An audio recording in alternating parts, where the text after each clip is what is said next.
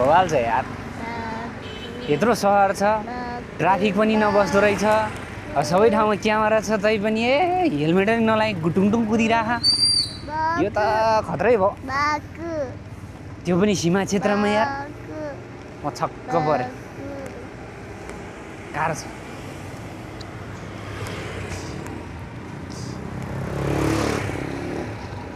सब scooter कुदाउने, फेरि bike त एउटा देख्दिनँ यार। मेरो छोरो त पुरै गीत गाएर हिँड्या छ त। ओहो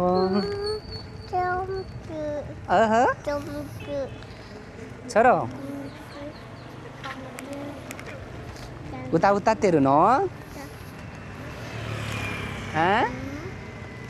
उता उता तेरो देश का हाय युते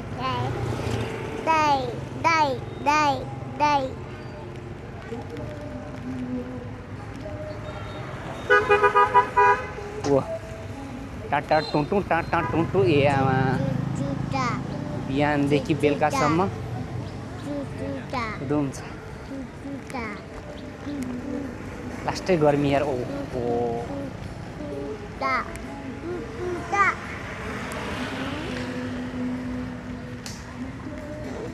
जाँड बनाएछ नि त यार यतातिर त। ओहो भात त पुरै भुइँभरि छ त।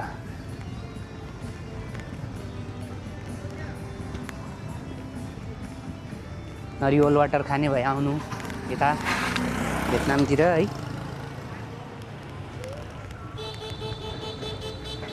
हैट के बिति बजाएको यार।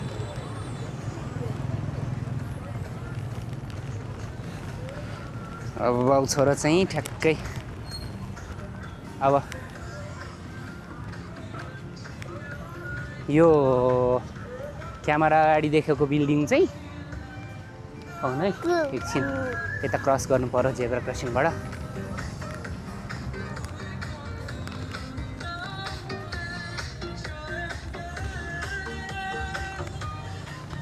यो क्यामेरा अगाडि देखेको बिल्डिङ चाहिँ सीमा क्षेत्रको बिल्डिङ है। उता यता छिर्नको लागि पर्मिसन लिनुपर्ने बिल्डिङ। बहुत खतरा छ, हेर्दाखेरि नि बवाल देखिन्छ। अब त्योभन्दा उता जान चाहिँ अब हामी नेपालीलाई पनि सायद भिजा त चाहिन्छ नै होइन। अब भारत जान त हामीलाई भिजा चाहिँदैन, पासपोर्ट पनि चाहिँदैन। चाइनाको लागि चाहिँ सायद आवश्यक चाहिँ छ है। मलाई नि राम्रोसँग जानकारी छैन। जानकारी हुने साथीहरूले चाहिँ कमेन्ट गर्नु होला।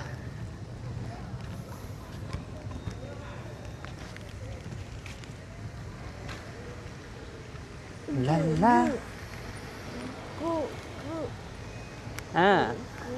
कुरुमा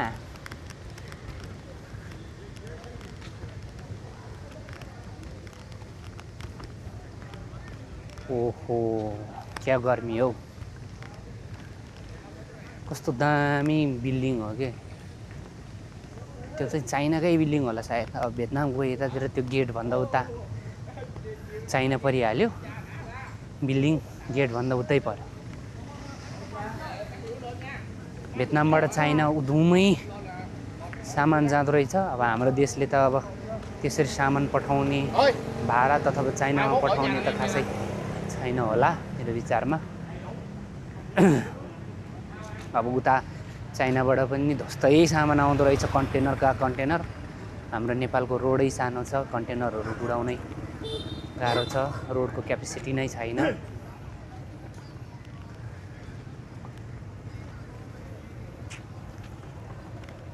यो चाहिँ सीमा क्षेत्र हो। यहाँबाट उता जानलाई पर्मिसन लिनुपर्छ। त्यो गेट अटोमेटिक गेट अरे। अब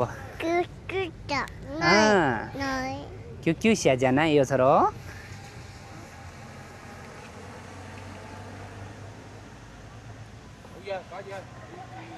त्यो चाहिँ भयो चाइना गेट है।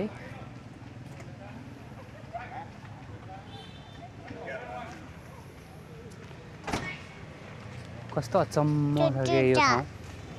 चट्टानै चट्टानको पहाडको बिचमा सहर बसाएको छ। अब उता चाइना भइहाल्यो, यता भियतनाम। अब यहाँबाट फर्केर जाऊँ छोरो।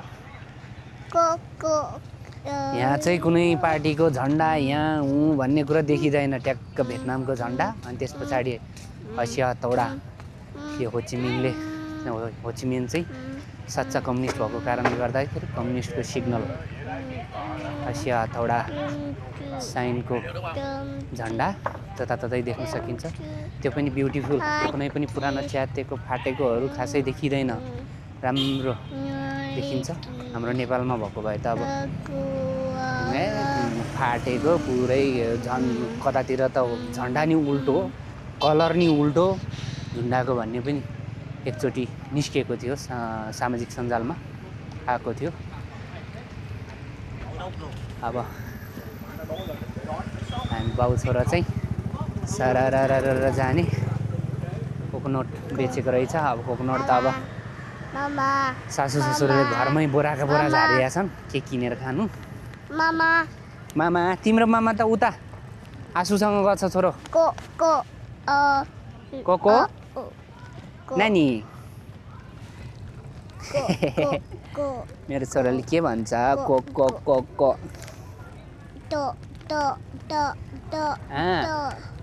कुरुमा के छोरो? बिचरा छोरो नानी इकु नसोको कोचिको मार्केटिको इचिबा इको बाबासँग इचिबा जाने ल।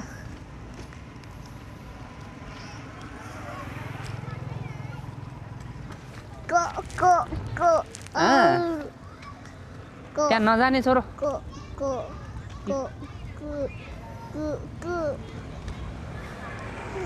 अब गएर केही किनौँ भने आफूले अब आफूलाई टुरिस्ट भनेर चिनिहाल्छ होइन, विदेशी भनेर टुरिस्ट भन्दा नि विदेशी भनेर चिनिहाल्छ, ठगिहाल्छ।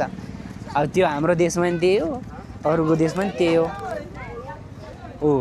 किन हेरेर किन भन्छ। अब आफूले हेर्न जाने छ, अब राम्रोसँग बोल्न उनीहरूसँग डिल गर्न जानेन भने खुब लुटिहाल्छ। कस्तो ब्युटिफुल कपडाहरू हो। चाइना यहीँ छ, सस्तो पनि फेरि बवालै सस्तो छ हौ यहाँ।